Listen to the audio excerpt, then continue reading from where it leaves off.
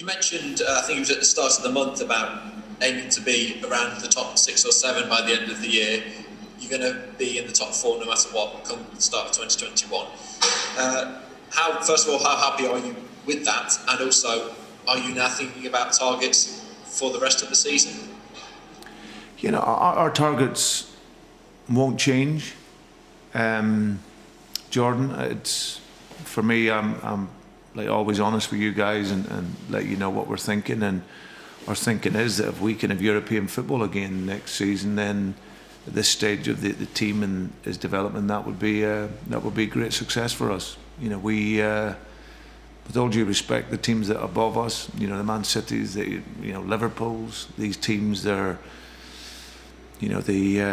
fantastic teams full of experienced players that have been building for a number of years. So, and we're not at that level.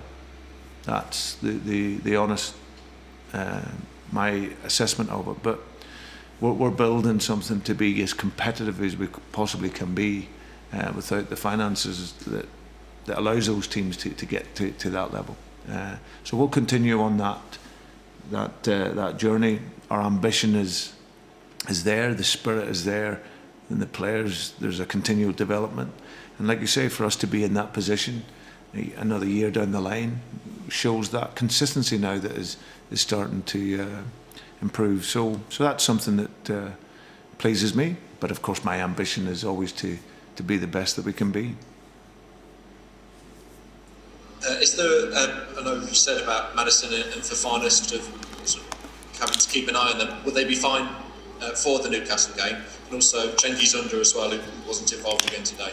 Yeah, so Wesley Fofana should be fine. It was just the close proximity of the games. He just couldn't play. We were managing an issue with his knee. And James, yeah, he'd obviously, I think you probably maybe seen in the Man United game, he wasn't quite 100%, but he was pushing himself through. And again, because of the timeline in the games, he couldn't be involved. He still had the soreness after the game. And Chenga, we'll see how he is in the midweek. He had an issue with his hamstring. That came back all clear, but he wasn't able to be ready for the squad. So hopefully, I'm pretty sure at least 2 of those 3 players will be ready for the weekend. Thanks, Brendan. Cheers, Jordan. Okay, let's jump back to Tim Thornton then, please. Thank you, Tim. Yeah, just one on Newcastle, Brendan, and what have you made of them so far this season, and the job that Steve Bruce has done there? He gets criticised at times for his pragmatic approach, but have you been impressed with what he's done? Yeah, I think that from what I say with Steve, he's looked to organise them in a way that doesn't expose them.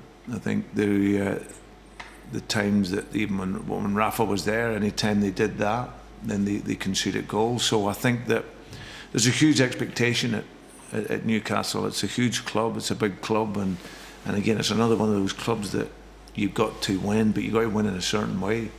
And I think that's always important in terms of their expectation. But I think how Steve's managed it and the time he's been there, it's never going to be an easy job. I think he's gone in, and I'm pretty sure where they are in the table and the points, it's as good as what they've had in the last few years at this stage. And no, this is a guy who's played in teams, who's played good football.